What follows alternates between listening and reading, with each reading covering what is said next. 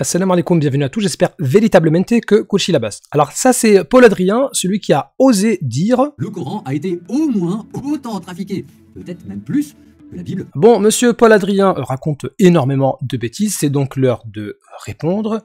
Et la réponse va se faire en deux parties, une partie sur le Coran, une partie sur la Bible, d'autant plus que Paul Adrien, dans sa vidéo, il n'a pas fait d'exposé, il n'a pas détaillé les sources, donc ce sera de la même manière une réponse assez rapide, puisque sinon, il faudrait une vidéo pour à peu près chaque point. Donc on va démontrer par A plus B, grâce à Allah Azza wa Jal, le Tout-Puissant, le Seigneur de Jésus, alayhi salam, que Paul Adrien a menti, ou alors il est extrêmement ignorant. Premier point, Othman brûle les Corans. Alors Othman, c'est le troisième calife de l'islam, et non pas le deuxième. Deuxième calife, Othman. Ah mais oui, mais peut-être que pour certaines personnes, comme 1 ça fait 3, peut-être que 2 aussi, ça fait 3. En tout cas, le fait de brûler le Coran pour un musulman, ce n'est pas un blasphème. C'est pas comme si on avait craché sur le livre, ou on l'avait jeté, ou on l'avait laissé dans la poubelle, comme malheureusement on a trouvé plusieurs manuscrits de la Bible dans des poubelles. Donc un musulman qui ne veut plus conserver un Coran, ou qui ne veut plus conserver un papier où il y a du Coran, comment il fait pour ne plus le garder, pour pas qu'il soit jeté à la poubelle, etc. Il va le brûler. Donc Othman, quand il brûle les manuscrits, il n'y a rien de blasphématoire. Ce qu'il veut, lui, c'est simplement éviter que les musulmans divergent. Et il va pas inventer un Coran de sa tête. Il va récupérer le Coran qui était là depuis Abu Bakr, radiallahu anhu, le premier calife de l'islam. Et Abu Bakr, le Coran, il l'a pris d'où? Il l'a pris du prophète, alayhi salatu wassalam.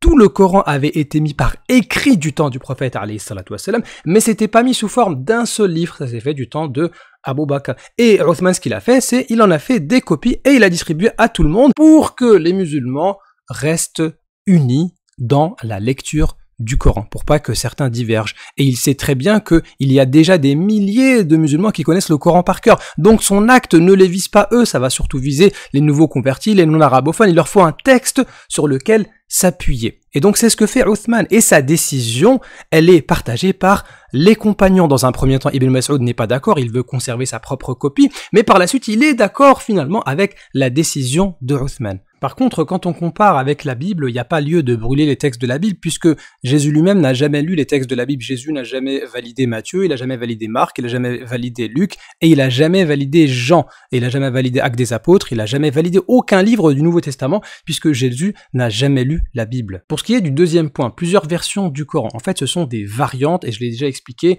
dans une vidéo. Ce sont des variantes divines, c'est-à-dire que c'est le prophète alayhi salatu wassalam qui a demandé à Allah azza wa jal de pouvoir faciliter à la communauté la lecture du Coran. Et donc le Coran, on pouvait le lire de plusieurs manières du temps du prophète alayhi salatu wassalam. C'était des variantes enseignées par le prophète lui-même. Alors que pour ce qui est de la Bible, ce ne sont pas des variantes enseignées par Jésus, ce sont des variantes enseignées par les êtres humains. Ce sont les humains qui ont inventé les variantes de la Bible, alors que les variantes du Coran, eh bien, elles viennent d'Allah Azza wa Jal directement. Troisième point, le verset de la lapidation mangée par une chèvre. Et là, on rentre dans le premier grand mensonge de Paul Adrien. Il prétend que cette information-là est rapportée dans le Sahih Muslim. D'après un hadith de Muslim, à la mort de Mohammed, une chèvre serait rentrée dans la maison de Aïcha et aurait mangé la feuille, faisant disparaître ce verset. C'est complètement faux. Ce hadith-là n'est pas rapporté par Sahih Muslim et on l'a déjà prouvé dans une vidéo où on avait réfuté un certain personnage qui avait dit exactement le même mensonge. Le hadith qui parle du verset de la lapidation mangée par une chèvre, c'est pas dans Sahih Muslim, c'est par exemple dans Ibn Majah. Et ce hadith-là, il a été affaibli par beaucoup de savants. Quatrièmement, les versets sataniques retirés du Coran. Alors, ce monsieur-là prétend que... Dans la tradition musulmane, ces versets ne sont pas considérés comme divinement inspirés. Mais alors, on ne comprend pas très bien, si ce verset ne pose pas de problème, pourquoi diable alors l'a-t-on fait disparaître des éditions modernes du Saint-Coran? Le texte aurait-il été falsifié pour être plus conforme à la Vulgate musulmane? Alors là, on comprend pas ce que comprend pas Paul Adrien. Il reconnaît lui-même dans un premier temps que les versets sataniques ne sont pas authentiques, ne sont pas inspirés selon la tradition musulmane. Et effectivement, j'ai déjà fait une vidéo où j'ai réfuté cette ambiguïté-là, alhamdulillah. Mais d'un autre côté, il nous dit, mais pourquoi alors ça a été retiré des éditions du Coran, etc. Mais tout simplement parce que ce ne sont pas les musulmans qui ont mis ces versets-là dans le Coran. Ce sont des islamologues ou des islamophobes, pardon, qui ont mis ces versets-là dans un Coran qu'ils avaient trouvé comme ça à la Fnac. Donc ce sont eux qui ont ajouté. C'était pas dans les Corans des musulmans. Ce sont pas les musulmans qui ont mis ces versets-là. Comme si Paul Adrien, il allait acheter une Bible et puis après il écrit Paul Adrien en début de chaque chapitre. Voilà, il va prendre Matthieu, il met Paul Adrien, chapitre 1, Paul Adrien, chapitre 2, etc. pour pas que, voilà, on lui vole sa Bible. Donc, plus tard, il se dit, bon, allez, je vais arrêter avec ça, je vais gommer. Et puis après, il se dit dans sa tête, ah, mais la Bible est falsifiée. Parce que avant il y avait Paul Adrien, maintenant il n'y a plus Paul Adrien. Donc, Paul Adrien dit que la Bible est falsifiée. Bah, vous voyez, en fait, c'est les mêmes arguments. Les musulmans n'ont jamais inclus dans leur Coran les versets sataniques, puis ils les auraient retirés après. Donc ça, c'est un gros mensonge de la part de Paul Adrien. Cinquièmement, Ibn Mas'ud a-t-il renié les 2 dernières sourates du Coran? Alors là, c'est un point qui est important et j'en ai pas encore fait une vidéo, j'en ferai une plus tard, Inch'Allah, probablement. Mais en tout cas, on peut résumer de la manière suivante. Alors, premièrement, il y a des savants musulmans qui ont indiqué que cette histoire-là, cette information-là, Ibn Mas'ud, ce qu'il a dit par rapport aux 2 dernières sourates, c'était pas authentique, que c'était complètement faux, etc. Bon, prenons quand même en compte l'avis des savants qui ont dit que non, finalement, ce qui a été rapporté par rapport à Ibn Mas'ud, c'est bien authentique. Et qu'est-ce que ça veut dire? Qu'est-ce que Ibn Mas'ud disait des 2 dernières sourates? Eh bien, pour Ibn Mas'ud, il faisait une distinction entre 2 choses. La révélation divine qu'on doit mettre dans la catégorie Coran et qu'on doit mettre par écrit dans le manuscrit, et la révélation divine à titre de invocation protectrice qu'on ne va pas mettre dans le Coran. C'est-à-dire que pour Ibn Mas'ud, les 2 dernières sourates, ça provient bien de Allah Azza wa Jal, c'est bien une révélation divine accordée au prophète, alayhi salatu wa salam, mais qu'on ne doit pas ranger dans la catégorie Coran, mais plutôt dans la catégorie invocation protectrice. C'est-à-dire qu'au final, Ibn Mas'ud, il y croyait ou pas en ces 2 sourates? Bien sûr, sauf que pour lui, il les appelait pas sourates, il les mettait pas dans le Coran, il les rangeait dans une autre catégorie. Donc au final, Ibn Mas'ud, en fait, il croyait la même chose que nous, que tous les musulmans. Ça veut donc dire que Ibn Mas'ud récitait ces invocations-là, mais c'est juste qu'il les mettait pas par écrit, tout simplement. Alors ça, c'était l'avis d'Ibn Mas'ud dans un premier temps, puisque par la suite, Ibn Mas'ud a finalement accepté de mettre ces 2 sourates-là dans la catégorie Coran et non pas uniquement dans la catégorie révélation divine à titre d'invocation de protection. Donc par la suite, dans un deuxième temps, Ibn Mas'ud a reconnu qu'il fallait aussi ranger ces sourates-là dans le Coran. Et pour ça, il y a 3 preuves. Première preuve, c'est quand on prend par exemple les ouvrages qui vont indiquer que Ibn Mas'ud ne mettait pas par écrit les 2 dernières sourates, par exemple Al-Mu'jam al-Kabir d'At-Tabarani, eh bien ces mêmes ouvrages-là vont nous dire par exemple que Ibn Mas'ud a rangé les 2 dernières sourates dans la catégorie non pas uniquement révélation divine à titre de invocation de protection, mais en plus en tant que sourate du Coran. Pourquoi? Puisque lorsqu'il va demander à une personne justement de se protéger, qu'est-ce qu'il va dire? Il va dire, tu dis Bismillahir-Rahmanir-Rahim, donc ce qu'on récite avant de réciter une sourate du Coran, ça c'est très important. Puis après, le fait de réciter Qul huwallahu ahad, donc là on est dans le cas d'une sourate du Coran, c'est la sourate numéro 112, puis Qul a'udhu bi rabbil falaq, la sourate numéro 113, puis Qul a'udhu bi rabbin nas, la sourate numéro 114. Ça veut dire que pour Ibn Mas'ud, selon ce texte-là, il va ranger dans la même catégorie, non pas les 2 dernières sourates, mais les 3 dernières sourates. Ça veut dire que pour lui, les 3 dernières sourates font partie du Coran, notamment puisque en plus, il va dire Bismillahir-Rahmanir-Rahim. Donc ça, c'est la première preuve que Ibn Mas'ud, forcément, par la suite, il a changé d'avis. Pour lui, les 2 dernières sourates ne sont pas uniquement de la révélation divine à titre d'invocation de protection, mais en plus font partie du Coran. Deuxième preuve, lorsqu'on prend Al-Musannaf d'Ibn Abi Shayba, où dedans on parle notamment du fait que Ibn Mas'ud n'écrivait pas ou effaçait les 2 dernières sourates du Coran, on voit que dans le même ouvrage, on nous parle de ses élèves, par exemple, on a Ibrahim al-Nakha'i ou bien aussi Al-Aswad, qui se posent la question et se disent, est-ce que les 2 dernières sourates font bien partie du Coran, oui ou non? Et ils répondent oui. Donc les élèves de Ibn Mas'ud sont unanimes que les 2 dernières sourates font partie du Coran. C'est donc la preuve que l'avis final de Ibn Mas'ud transmis à ses élèves, eh bien c'était que les 2 dernières sourates font bien partie du Coran. La troisième preuve, c'est lorsqu'on prend les 10 lectures de Coran que nous avons aujourd'hui, eh bien 6 des 10 lectures passent par le compagnon Ibn Mas'ud radiyallahu anhu, et dedans il y a le Coran complet, c'est-à-dire les 114 sourates. Ça veut dire qu'aujourd'hui un musulman qui apprend le Coran par cœur, il va l'apprendre de élève à professeur, et on peut remonter avec des chaînes de transmission continue, authentiques, jusqu'à Ibn Mas'ud, où dedans nous avons les 114 sourates. Donc forcément l'avis final de Ibn Mas'ud, c'était qu'il a rangé les 2 dernières sourates dans la catégorie Coran. On passe maintenant à la partie biblique où on va voir que Paul Adrien a aussi raconté beaucoup de bêtises. Tout d'abord, il va tricher sur le canon biblique. Pourquoi dans le Nouveau Testament y a-t-il 27 livres et non pas 26 ou 28? Mais Paul-Adrien, tu comparais le Coran avec la Bible et non pas le Coran avec le Nouveau Testament.